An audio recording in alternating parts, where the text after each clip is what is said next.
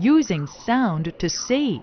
That's the short way to explain the science of sonography.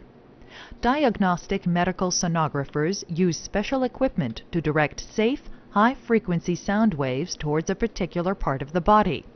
The echoes of those waves are collected and turned into moving images. The sonographer is trained to select particular images and record them for a physician to use in making a diagnosis or in monitoring a medical condition such as pregnancy. They may specialize in such areas as obstetrics and gynecologic sonography, abdominal sonography, neurosonography, ophthalmologic sonography, vascular technology, or echocardiography.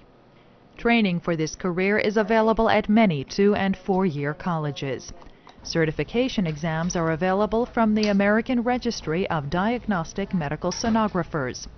Beginning in 2005, an associate or higher degree will be required for registration. Come right in. While theirs is a highly technical profession, diagnostic medical sonographers should have good people skills. No pain at all. Just going to feel the pressure of my probe on your neck. They should be able to calm an anxious patient and explain the process in a comforting way. That's all you'll be feeling the entire exam. Are you okay? Yes. Okay. Their duties may include keeping patient records, adjusting and maintaining equipment, and preparing work schedules. Okay, we're all done. Also called ultrasonography, this profession provides a vital and painless healthcare service. And they'll discuss them with you. Okay? Have a nice day.